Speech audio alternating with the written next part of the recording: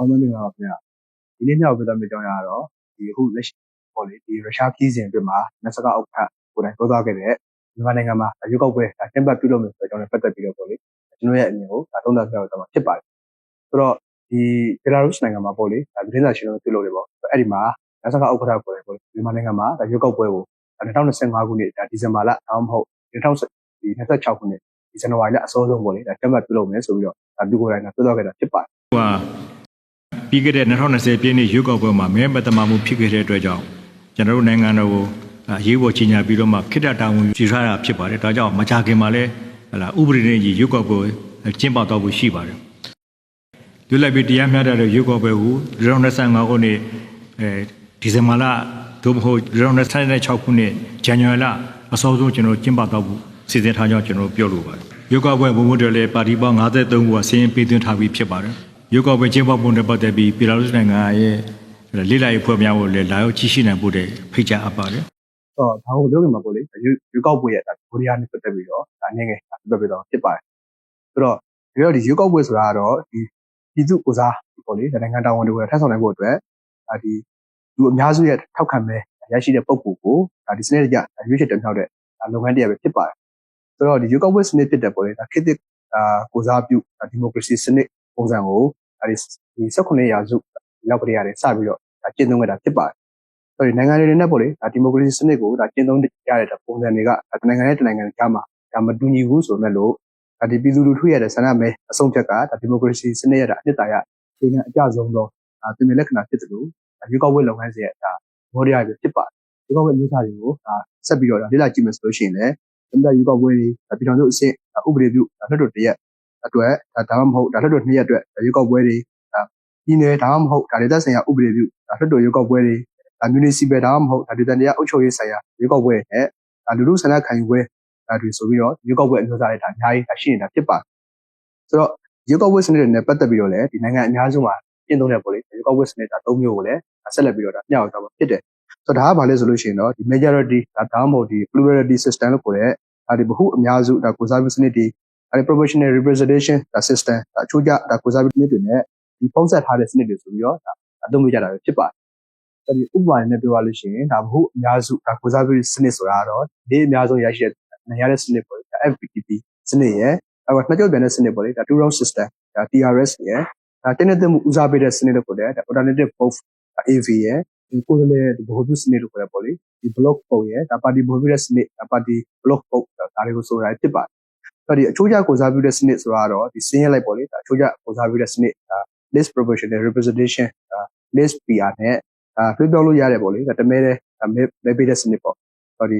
STP ကိုဆိုလိုတာဖြစ်ပါတယ်။ဆိုတော့ဒီ mixed system ဆိုတာကတော့ဒီအပြိုင်စနစ်ပေါ့လေparallel system နဲ့ရုံးလို့ထားတဲ့ကိုယ်စားလှယ်အချိုးကျစနစ်ဒီ MMP ကိုဆိုလိုတာဖြစ်ပါတယ်။ဆိုရင်ဒါကတော့ဒီနိုင်ငံတကာမှာပေါ့လေပြုလုပ်တယ်ဒီရွေးကောက်ပွဲပေါ့လေစနစ်နဲ့ပတ်သက်ပြီးတော့ကျွန်တော်ရဲ့ဒီကိုမျှဝေထားတာဖြစ်ပါတယ်။ဆိုတော့ဒီမြန်မာနိုင်ငံမှာလည်းရွေးကောက်ပွဲတွေပေါ့လေရွေးကောက်ပွဲတွေကိုလုပ်ခဲ့တာဖြစ်ပါတယ်။ဆိုတော့ဒီလွတ်လပ်ရပြီးတဲ့အချိန်ပေါ့လေပါလီမန်ဒီမိုကရေစီရွေးကောက်ပွဲကို3ကြိမ်လုပ်ခဲ့တာဖြစ်ပါတယ်။ဒီ2008ဖွဲ့စည်းပုံအခြေခံဥပဒေရပေါ့လေကျင်းပပြုလုပ်ခဲ့တယ်2010အထွေထွေရွေးကောက်ပွဲရယ်ပြီးလို့ရှိရင်2012ဒီဂျားဖက်ရွေးကောက်ပွဲရယ်2015အထွေထွေရွေးကောက်ပွဲပြီးလို့ရှိရင်2019ဒီဂျားဖက်ရွေးကောက်ပွဲရယ်2018ဂျားဖက်ရွေးကောက်ပွဲရယ်ပြီးတော့ဒီအခုပေါ့လေဒီလက်ရှိမြန်မာနိုင်ငံအခုဒီမတည်မငြိမ်ဖြစ်နေတဲ့အစလို့ပြောလို့ရတယ်2020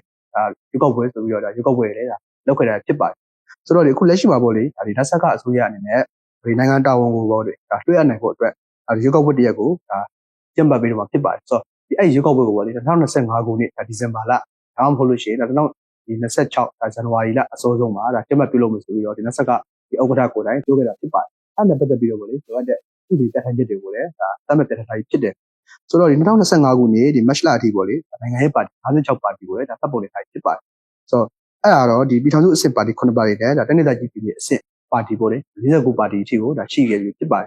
ဆိုတော့နောက်ထပ်ပေါ့လေပြည်ထောင်စုအဆင့်လျှောက်ထားတဲ့ပါတီ5ပါတီကိုလည်းသတ်မှတ်ထားတဲ့ဥပဒေနဲ့အညီပေါ့စီစဉ်နေတာပဲဖြစ်ပါတယ်ရွေးကောက်ပွဲမှာဒီပါတီဝင်ရောက်ရှင်ပြနေဖို့အတွက်ပေါ့လေဒီရွေးကောက်ပွဲဒီဥပဒေကိုလည်းပြင်ဆင်မှုတွေပြုလုပ်ပေးခဲ့တာဖြစ်ပြီးတော့ပြည်ထောင်စုအဆင့်ပါတီတွေအတွက်ပေါ့လေလိုအပ်ချက်တွေကိုလည်းရှုတ်ချပေးခဲ့တာဖြစ်ပါတယ်အဲ့တော့ဥပမာနဲ့ပြောလို့ရှိရင်ပါတီဝင်ဥယျာဉ်ပေါ့လေသိန်းကနေပြီးတော့ဒီ9000အထိကိုရှုတ်ချပေးခဲ့တာဖြစ်တယ်ဒီ ရုံးဖွင့်ဖို့ပေါ့လေဒါလိုအပ်တဲ့မြို့နယ်အရေးအတွက်ကိုမြို့နယ်ပေါင်း330တဝက်135မြို့နယ်ကနေ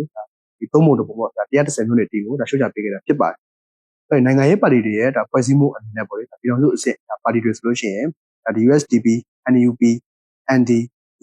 FPPP အပါအဝင်ပေါ့ဒီခုနှစ်ပါတီကိုပတ်ပုံနဲ့ချထားပေးပြီးတော့ဒီတိုင်းဒေသကြီးပြည်နယ်အဆင့်ပါတီတွေဆိုလို့ရှိရင်ရခိုင်ကရှင်ကယားဒီရှမ်းမွန်စကိုင်းဆိုပြီးတော့ဒီတိုင်းဒေသအခြေပြုပါတီ49ပါတီအထိကိုရှိနေပြီဖြစ်ပါတယ်။နောက်ဆုံးပြောချင်တာကတော့ဒီနတ်ဆက်ခိုင်နဲ့ပေါ့လေချစ်လုံငန်းစဉ်9ရက်နဲ့အကြီးရွေးကောက်ပွဲတရက်ကိုလုံဆောင်တော့မှာဖြစ်ပါတယ်။ဆိုတော့ဒါမှလည်းရွေးကောက်ပွဲကျင်းပနိုင်ဖို့အတွက်ပေါ့လေဒီစိန်ခေါ်မှုတွေရှိနေတာဖြစ်တယ်။အထူးသဖြင့်ဒီစစ်ဘေးဒဏ်ကိုခံနေရတဲ့ဒေသတွေမှာရွေးကောက်ပွဲကျင်းပဖို့အတွက်ခက်ခဲတဲ့ရှိနေတာဖြစ်ပါတယ်။ဆိုတော့ဒီညတောင်ပြောရမယ်ဆိုလို့ရှိရင်တော့ဒီရခိုင်တို့ရှမ်းတို့ဒီကယားဒီကချင်ပေါ့လေဒီဒေသတွေအပြင်ဒီတချို့တော့ဒေသတွေမြို့နယ်တွေမှာရွေးကောက်ပွဲကျင်းပနိုင်ဖို့အတွက်ပေါ့လေခက်ခဲတဲ့ရှိနေတာဖြစ်ပါတယ်။ဆိုတော့ဒီစကိုင်းနဲ့ရှမ်းမှာဆိုလို့ရှိရင်လုံခြုံရေးတောင်းပြချက်တွေကြောင့်မြို့နယ်50ရာခိုင်နှုန်းကျော်မှာရွေးကောက်ပွဲကျင်းပနိုင်ဖို့အတွက်အခက်ခဲရှိနေတာဖြစ်ပါတယ်။ဒါပေမဲ့ဒီနိုင်ငံတကာကလည်းဒီလက်ရှိမြန်မာနိုင်ငံရဲ့အခြေအနေနဲ့ပေါ့လေရုံးထွက်နိုင်ဖို့အတွက်ဒီအဆက်ကကိုဒီရွေးကောက်ပွဲတရက်